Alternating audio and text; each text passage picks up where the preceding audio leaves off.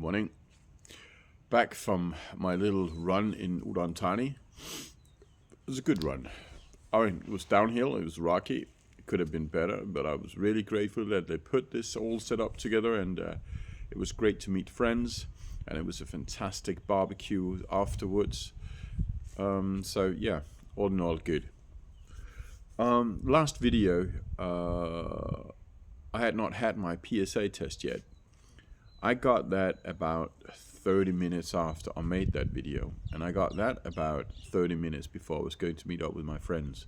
That was not fun, because my PSA came back at 86. That means it has gone up from in the past month from 78 to 86. Now it's not much, and we're still not past what it was the month before, but it's a trend that is broken. I'm no longer trending down, which makes me second guess what I'm doing. Now, it knocked me off my feet there. It really knocked me out of balance. And it was not the easiest thing for me to go to this little social gathering with my friends and sit there and be cheerful when I just had that little knockout. But I conclude still, I will go have a look to tomorrow, Wednesday, with my urologist and talk to him about the hormone treatment. So I am pretty sure that we will start that in the end of February, but I won't start it right now. I'll still hold on to the original idea that says that there is no difference between somebody being treated right away or somebody waiting 1 or 2 months if they have metastases.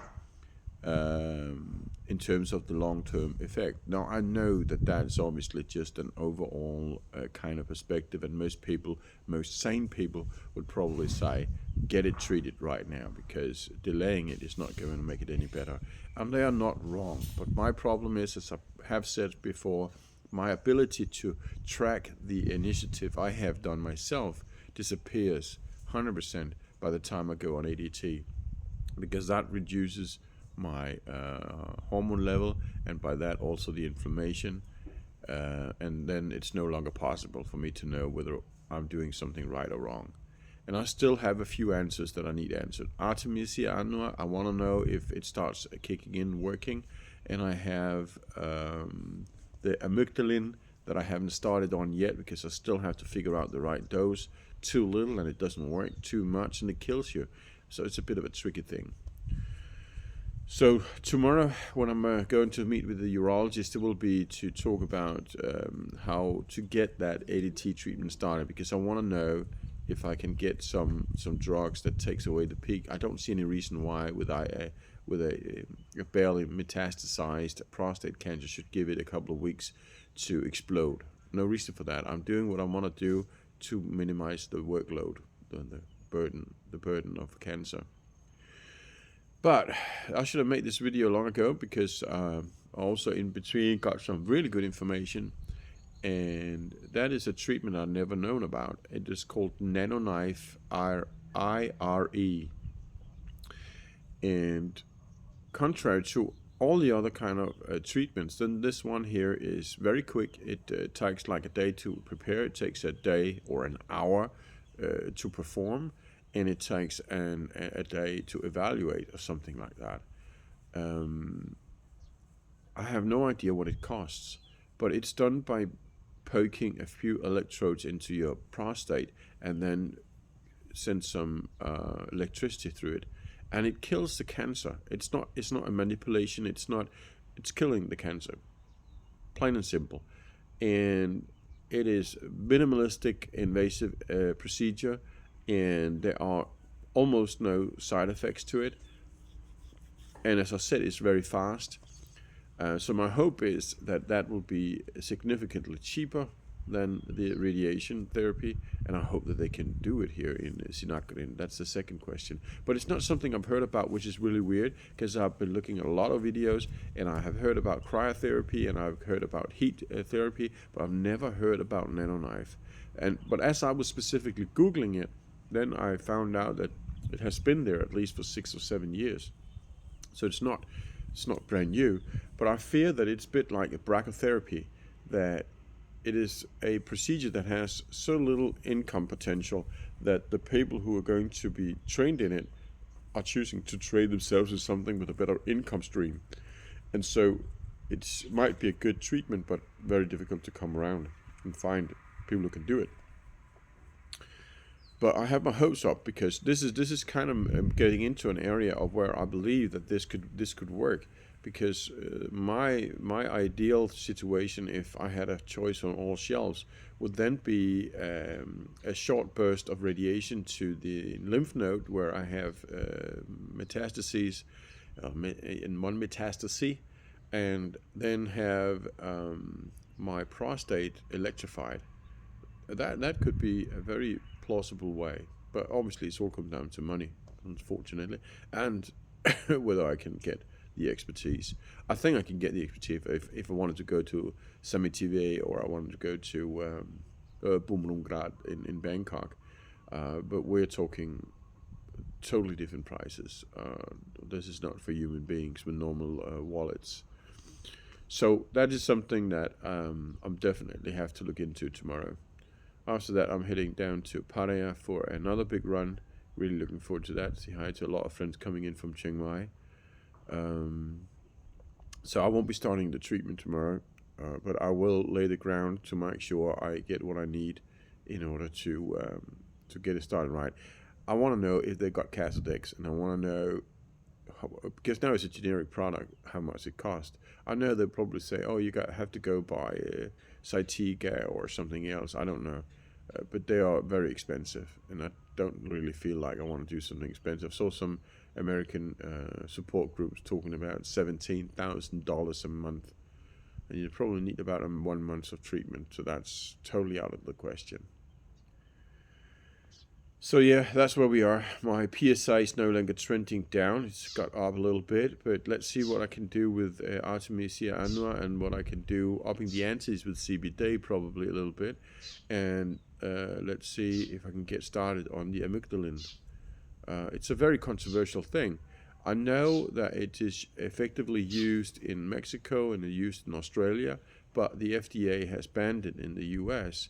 Now, I don't take anything for granted based on what the FDA does. The US is a fucked up place, sorry to say that, when it comes to medicine. And the pharmaceutical companies have just got too much power with a revolving door with the FDA as well. So them banning something, it just means... It means nothing. It can mean that it doesn't work. It can mean it is dangerous, and it can mean it does work, but it's threatening the medical industry.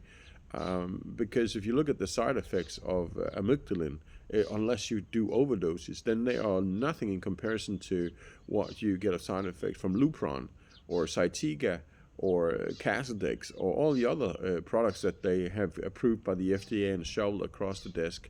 So something is really going on as far as I'm concerned there. But obviously, it can't be more going on than the fact that maybe it doesn't work. But then again, why is it still, since 1930, been used in Mexico? Why is it still used in Australia, places that are not under the same massive influence of the American FDA?